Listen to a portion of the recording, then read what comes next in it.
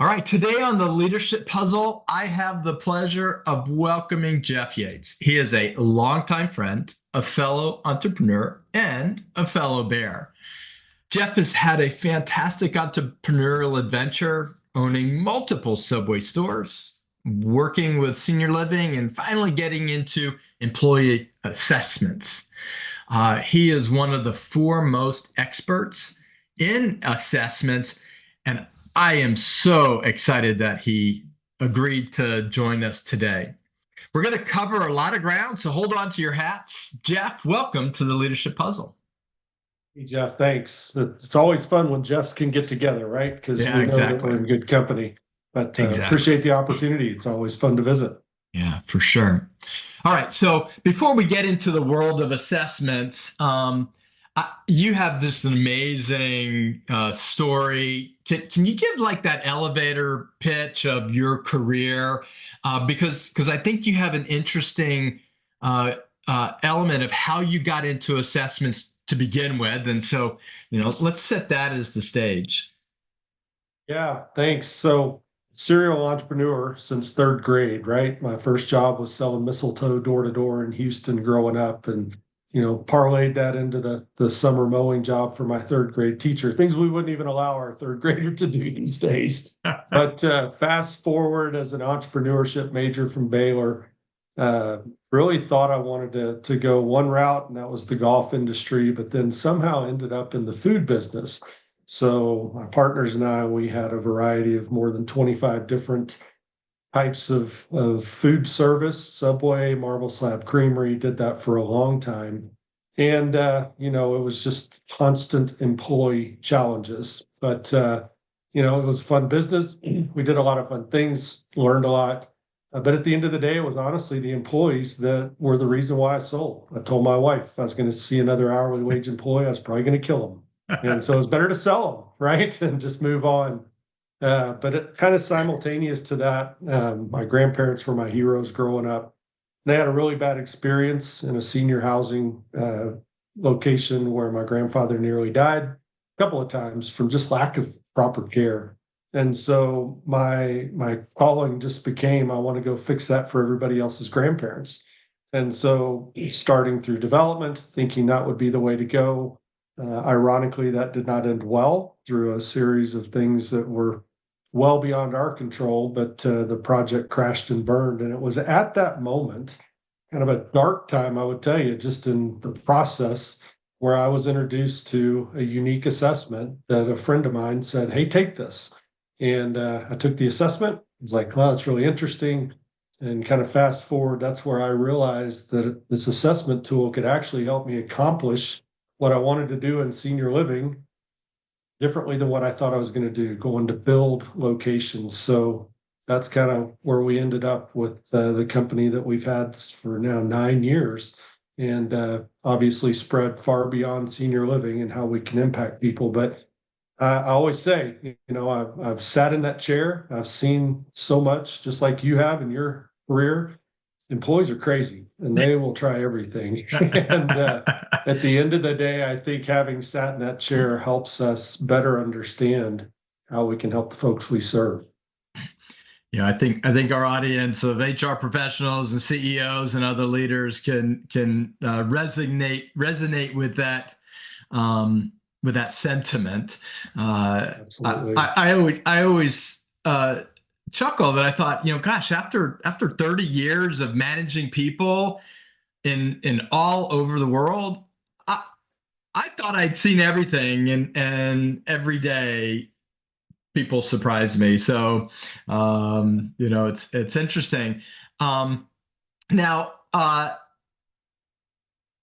think there's a lot of misconceptions when you start talking about assessments and employee assessments, and there's probably some myths and other misunderstandings.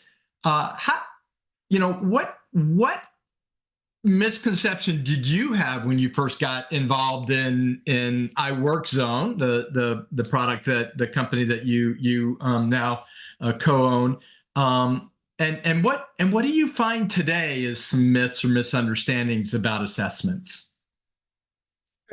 Prior to to my exposure to iWork Zone, I'm going to tell you I didn't have a lot of experience just simply because I've been an entrepreneur and you just kind of did what you had to do and you just kept moving forward. And so um, part of what we do at iWork Zone that's unique is that we look under the hood. We really address how somebody's internally hardwired.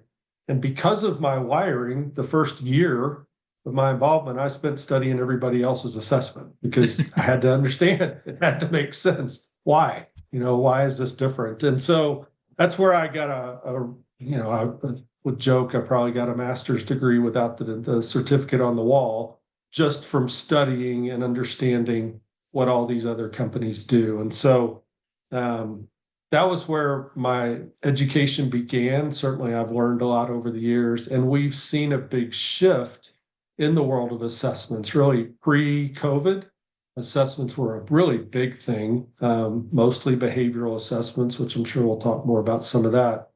And then COVID happens, and we see that assessment process kind of go away because it becomes a barrier of entry. And people are just like, I just need bodies. I just need people to show up. I don't care if they're a good fit for the job. I just need somebody in the job. Yeah. And Yeah. so, and now, as we're kind of detached from that, it's hard to believe 5 years down the road, we're seeing the recognition that, well, totally abandoning that's not necessarily a good thing either, because just hoping it works out typically doesn't. So you mentioned behavioral assessments and there's everybody has their favorite assessment. I mean, Sure. Myers-Briggs, DISC, predictive index, strength finders, Enneagram. I think I ran across one that has like animals or something. Yeah, absolutely. Talk to us about the different types of assessments and when the best time to use the different types of assessments. Sure. Well, obviously, Myers-Briggs is the grandfather of them all. That's what started it, and it's 50 plus years ago, a long time ago. And all those that you mentioned, DISC, PI, Culture Index, Enneagram, Clifton Strengths has kind of been the popular one of late, and a lot of that has to do with who owns it and the money behind it. It's great to get out there and create a lot of awareness, which helps drive utilization. But if there's something that they all have in common, they look at one aspect of a person. They look at the external behavior of a person. And so our term, we always say, that's like a snapshot of who you are the day you take the test, because behavior can change. Yeah. Literally, that's the origins of these assessments is, let me look at who I am today. And now, what do I like about that? And what do I need to work on? So, if you don't speak well or you struggle with communication, then we're going to put you in courses and make you stand up in front of people and learn how to communicate better and things like that. Right. What we saw happen, though, is that these behavioral assessments gravitated over into the hiring process. And so where the fallacy is in that is that you're taking a snapshot of who that person is that day. But then if they step into your organization, your culture might be different than where they were before. And so based on your leaders, based on the team they work for, based on the responsibilities, literally there can be shift in that behavior right away. So it's a moving target. And so often it presents exactly who they are at that point in time. Most of those tests are fairly accurate. But what it doesn't account for is the impact that change could have on that person going forward. Interesting. Yeah. And so now I think where iWork Zone's a little bit different, the DISC and those external factors. Talk to us a little bit about some of the other components that you guys specifically address that helps with some of the other elements, and we'll get into recruiting, for example, after this. Yeah, so we certainly take into account behavior as well. It's not something you can ignore because, frankly, there are examples of somebody's what we would call super competitive and a very low cooperator. That might not fit your culture. If you have a pretty even keel culture and it's kind of a family collaborative environment, that might be like a bull in a china closet. So you need to understand the behavioral aspects. But where we are very different is that we dive into what we call your talent wiring. It is literally an innate hardwiring that is given to us from birth, and it will never change. It is just simply who you are. And so we think about it like a job seeker. The analogy we often use is a car. So you might see a red convertible or a black SUV or a blue jacked up Jeep, whatever catches your eye. You're like, oh, yeah, I would love to be riding down the road in that. Well, for the job seeker, that's the social media profiles, the resume, everything they tell you in the interview. It's literally creating a view that you see externally. But the reality is, if you hop in that red convertible and you're cruising down the interstate, 5 o'clock rush hour traffic, and it dies, and you're on the inside lane and people are sending you messages that you don't really want to receive as they're trying to get around you, you're not sitting in that car going, hey, that's okay. It's a cool red convertible. It's awesome. You're really frustrated because you didn't get to your destination. It let you down. And that's what happens with job seekers. They sell themselves amazingly, but they actually were not wired for the job. And so if you're not wired for that job, it's not that you can't do it. We can all do anything if we have to. But the reality is, when we do things based on that internal hard wiring, it just feels different and it's more natural. And we do it on a daily basis without the risk of burnout, like most people see from time to time. Yeah, no, that's great. Now, that kind of goes into when we first connected. I love the story. We were talking about this recently, and you went back to your LinkedIn notes, and I think you said that you contacted me 3 or 4 times, and I like completely ignored you, and until I think I realized I needed some help with hiring. We had 120% turnover, and I was in a retail environment, and so I saw that you were Baylor Bear, and I said, okay, fine, I'll have a conversation with this guy. Just if nothing else, I'll meet someone that I want to know. And I don't think I was really thinking, oh, assessments can be a really good tool to help find the right person in the right context for the right job in the right culture. Until you and I started having a much deeper conversation around the value and bottom line impact of this. So, why don't you kind of explain a little bit what we did there? I know you have like a real case study that is just amazing, and so I'm gonna let you tell that story of once you got engaged with us and what the outcomes were. Yeah, well, you certainly made me earn it. That is for sure, because we were talking about that. Went back to those messages from 2000 and late 2014, early 2015, and then finally, and you did tell me later, the only reason we got that meeting was because I was a Baylor grad. So Yeah. at least I've gotten something out of that degree now for sure. But what's interesting is that when we talk about an organization, whether it's the company you were working for at that time or countless other ones that we've met with over the years, they tend to have two buckets, two kinds of employees. They have folks that they just love. Like they're like, man, this guy just gets it. I don't have to do much. He just plugs it in and goes. He just got it going on. And then you've got a handful of folks over here that you're like, they're not bad people, but oh my gosh, they're just missing it. And so we look at that from a purely objective standpoint. So we're big believers in injecting an objective view to what's typically a very subjective hiring process, right? Resumes, interviews, gut feeling that our mom teaches us as kids to follow. That's all very subjective. And anybody that sits in the HR chair knows that's fooled them countless times. Yeah. They got a vibe, and it was the wrong vibe in the long run. So we look at it and say, all right, there's something about those folks that just get it, that do well. Let's understand what that wiring looks like, because those folks are doing it in your culture, in your environment, under your way of doing business. And so when you can begin to understand that wiring, it helps you quickly then identify potentials based on a similar type wiring. No red lights, green lights, hire, don't hire. but it gives you the ability to identify folks and say, hey, they're wired like the folks that do this well. Let's talk to them. Let's see if they fit our culture. Let's see if they fit our team. But you're starting now from a less kind of emotional and a more objective view, because emotions get it all, right? Yeah. Yeah.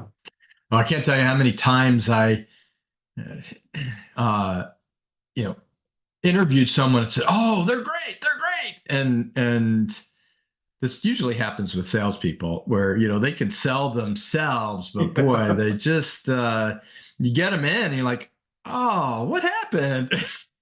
No, all day long. And yet, that's honestly still in our world where we see the greatest level of objection when it comes to talking to people about how's it going, and is that a problem? Oh no, I'm really good at interviewing people, and I can do this. And I remember a conversation several years ago with a guy, and he owned a bunch of hair salons, Sport Clips hair salons.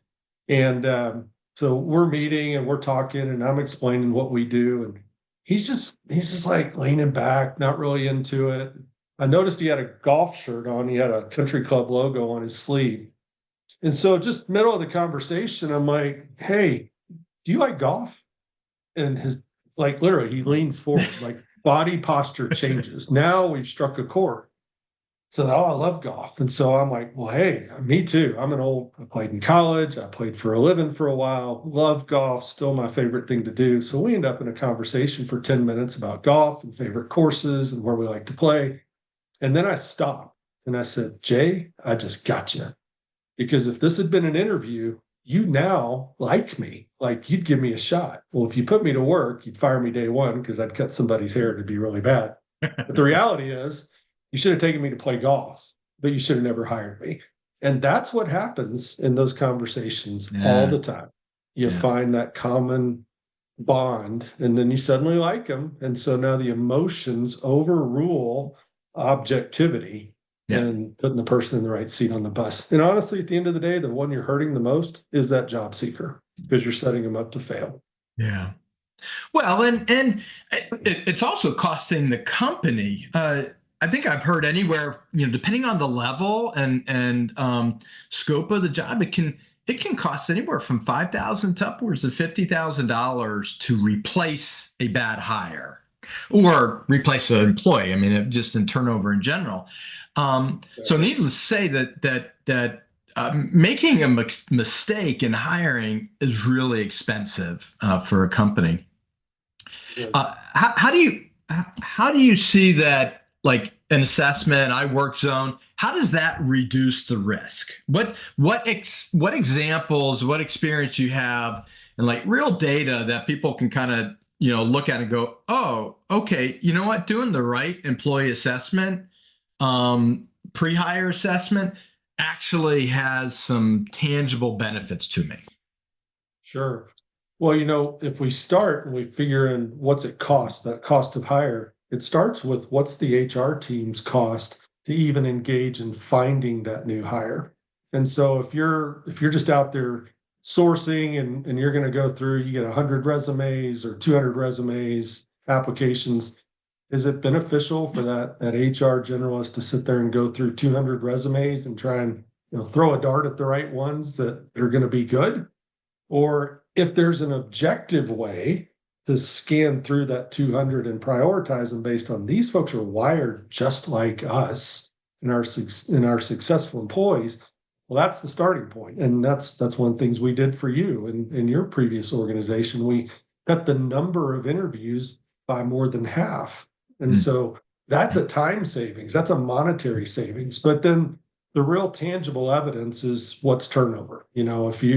If you have horrible turnover, even at that entry level where you're churning everything every 90 days, well, if we just shift that from 90 to 180 days, we just cut your turnover in half. Yeah. What's that mean at the end of the day? Even like you said, for an hourly wage employee, $4,000 or $5,000, that adds up very quickly. We've seen that in a warehouse setting that literally at the end of the day, over multiple locations, it added up to about $7.5 million in 1 year. So people would be shocked at how much money is dripping out the door just because they hope it works out. Yeah, finance only, it's like, oh, I only care about the hard costs, right? What's that tangible that a lot of what um, turnover does is you've got a lot of opportunity costs, you've got a lot of overtime costs, you've got a lot of just other issues that you're dealing with that don't directly flow into the P&L. And so, but they're real costs nonetheless. And you're jeopardizing those great employees because constant turnover, empty seats puts more burden on them. So now you're risking burning them out because you can't get that under control, and it ultimately affects your entire culture. Yeah, It's a problem. yeah, yeah, for sure. But the sad part is, I'd add, in this world today, we see a lot of companies just kind of shrug their shoulders and go, I don't know, turnover is just a cost of doing business these days. Yeah, And I think that's a challenging view because we don't believe it should have to be that way. We don't need to settle, even though resume hopping and, 3 jobs in 3 years doesn't raise eyebrows anymore like it did, growing yeah, up. It's like you work for one company for a long time.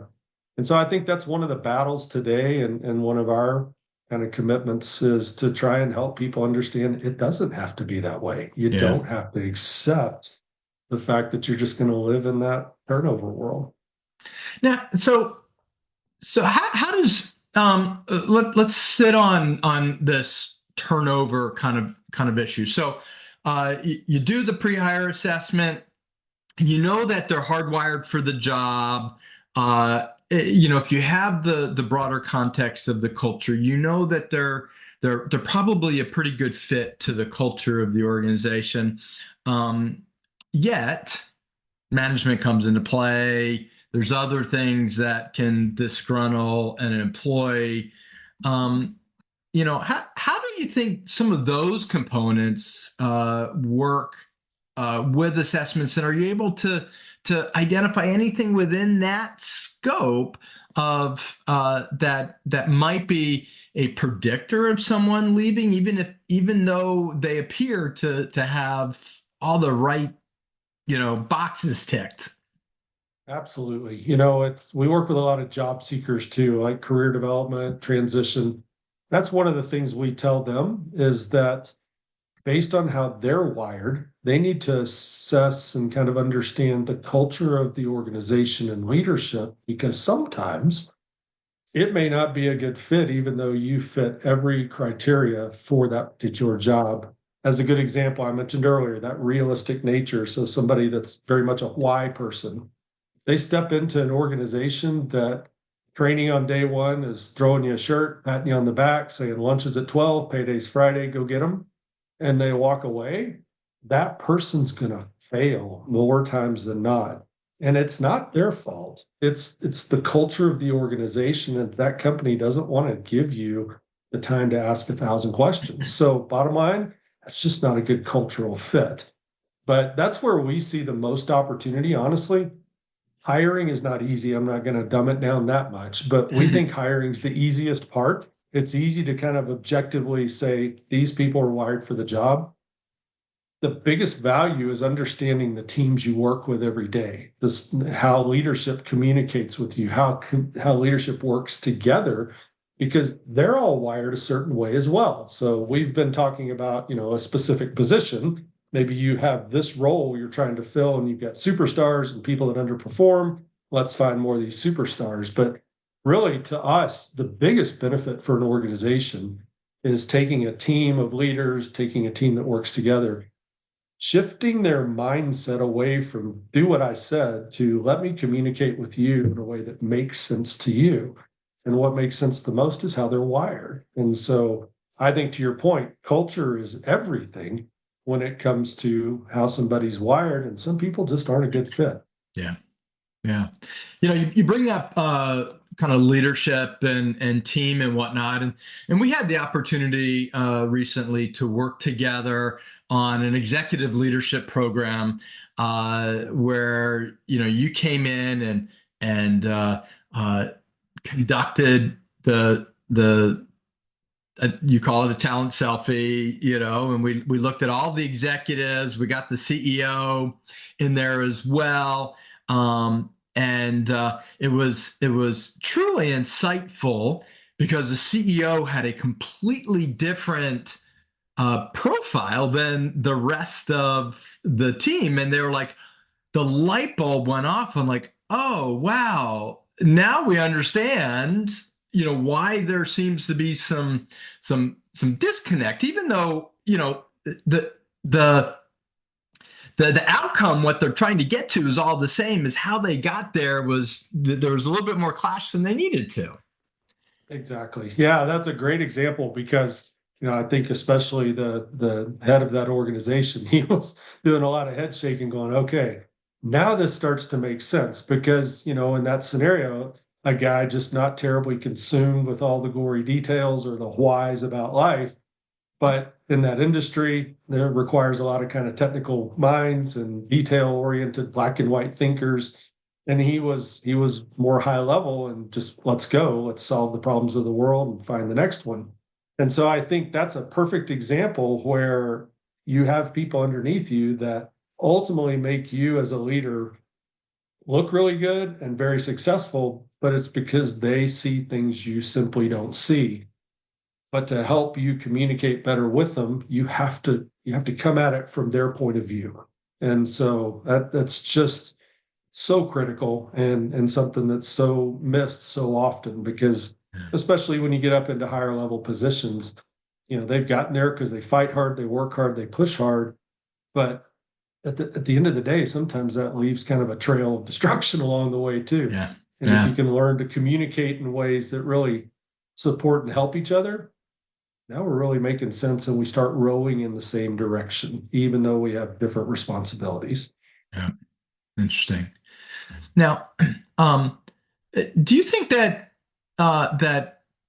assessments like iWork Zone, maybe even some of the others, could actually help identify future leaders that are earlier in their career? I mean, how do you think that plays out in terms of, top talent identification and, really figuring out who could be that next senior person?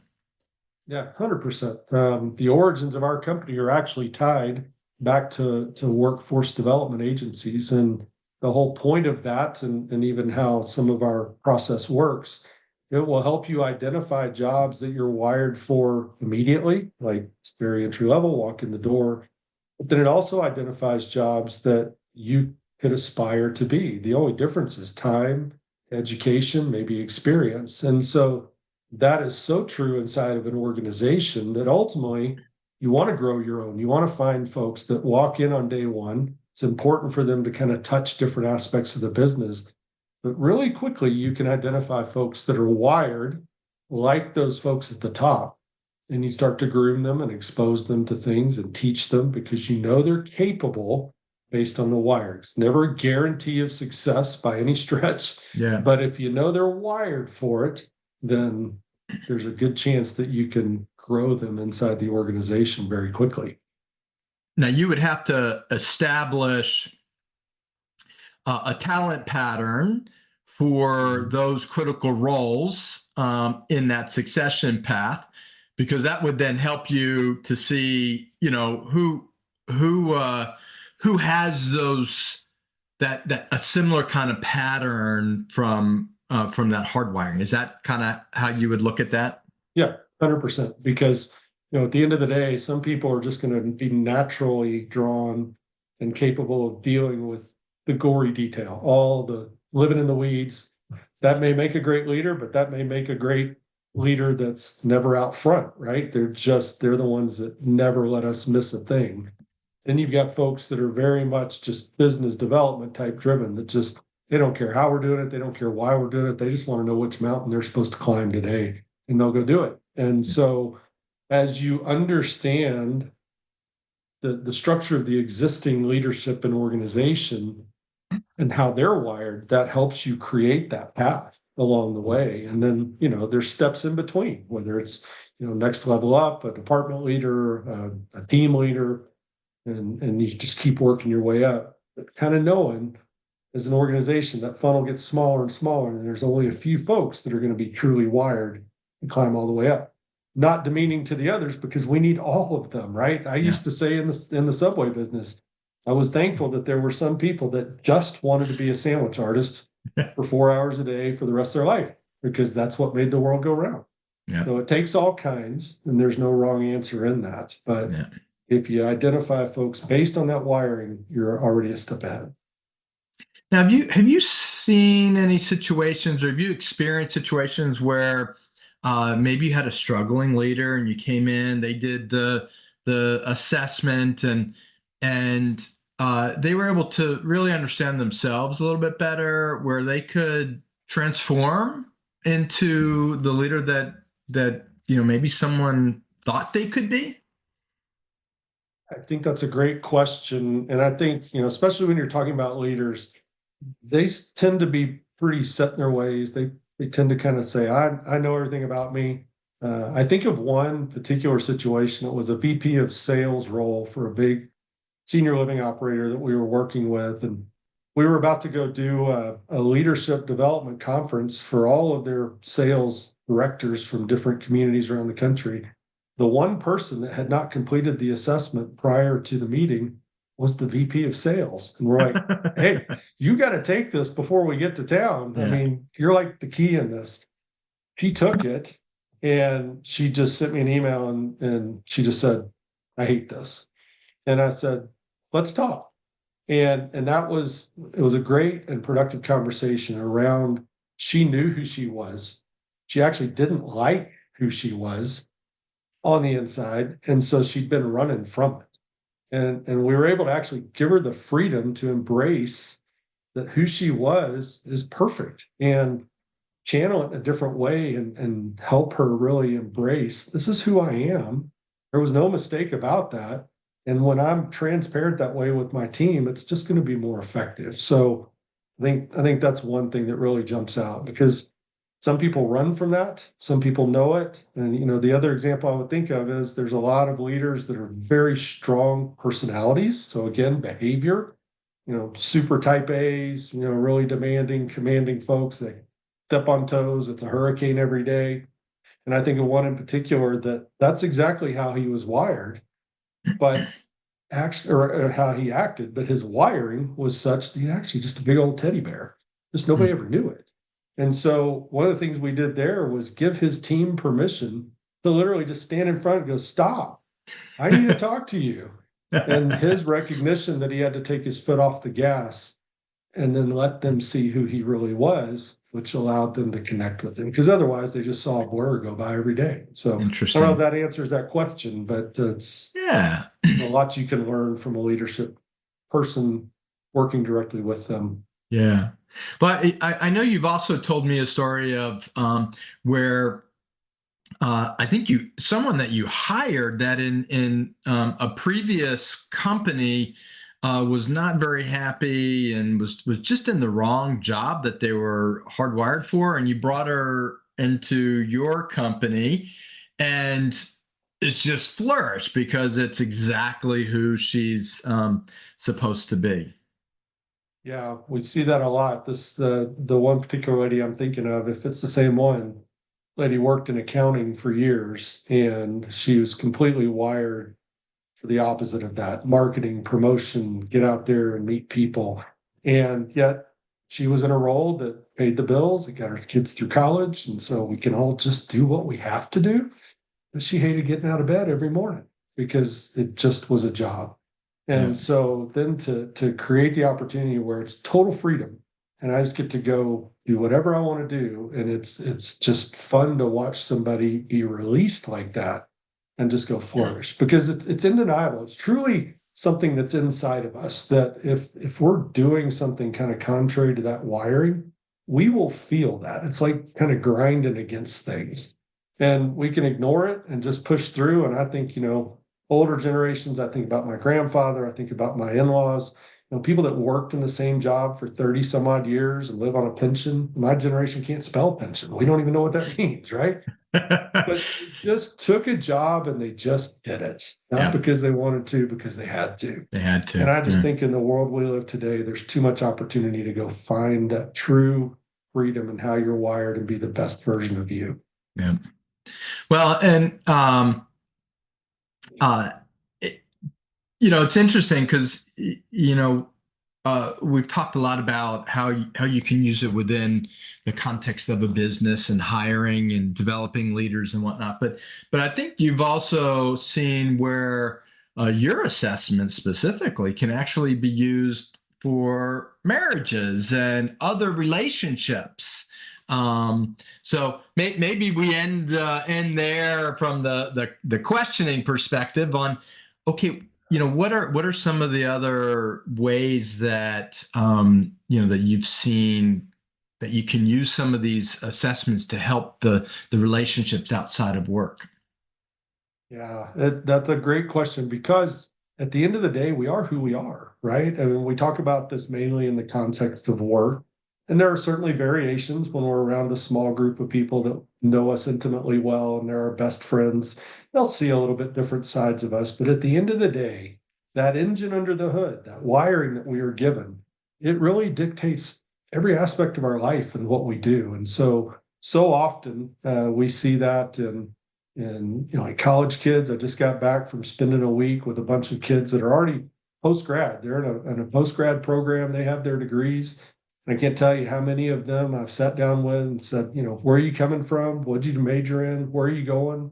And they'll say something like, well, I got a finance degree. And I'm looking at their wiring and I'm going, really? So, like, did you enjoy that? Did you like going to class? They're like, I hated it. And I'm like, why'd you get that degree? Well, my dad said I could always find a job. And so often we do things because people tell us to, right? Yeah, Versus what we're wired to do. And that yeah, affects them personally. But in this particular group I just finished, there were actually like 5 married couples as part of this program. And to sit down with them and look at how they're wired, it literally gets into how they communicate, what they fight about, how they fight. It's just who we are on the yeah, inside. And yeah. so it's so much fun. I would argue that's more fun than helping somebody find the next great employee because that's life, right? We go to work and we live in the work world, but at the end of the day, the relationships, the family, that's what it's all about. And so when we can make a Yeah, difference there, that'd be fun. That's my dream yeah. project. Someday we're gonna Nice. have a marriage program that we're gonna find a way to offer to the world. Love it. Love it here. All right. Now, thank you, Jeff. That was great. I want to give you an opportunity to talk a little bit about the broader context of what you do. I mean, you've talked a little bit about iWork but you also work with a company called S3 Management Group, and they have some other products. So why don't you tell our audience about those other products and then maybe how they can get in touch with you. You bet. No, that's great. So the founder of S3, my partner in that business that I work for, he's focused specifically on a really exciting topic called unemployment. So they've been doing unemployment for certain segments of the industry, nonprofits, tribes, municipalities, all have the ability to not pay a state unemployment tax. So there's an interesting opportunity there that we serve a lot of different companies. But the reason that matters is because unemployment really tells a story about what's going on inside of an organization. And that's why we felt like it was a really good fit with iWorkZone because so many of separations are due to the fact that they were put into the wrong seat up front. Yeah. And so that's a big part of our story as we address the entire employee life cycle. But over the years, we've seen that hiring people into the right seat matters. Team building, development, culture matters, but there's just still a lot that's going on in this world today. So we have been able to bring in some additional tools that address employee mental wellness and workplace misconduct that are very much technology driven. We know that HR's words these days, they're overworked, they're overwhelmed, and they're understaffed. And so the thought of another project or another program just makes them want to run and hide. And so we try to really emphasize that we're bringing tools and technology not to replace HR, but to support them in their efforts. But it also creates ways to really provide a voice so that employees are heard, they feel safe, they feel protected. Because in the end, every aspect of that, from the hiring all the way through, helps us avoid the separation on the backside. So by definition, it's employee risk. Employees are your greatest asset and they're your greatest risk. And we're trying to help them address that. Yeah. Oh, great.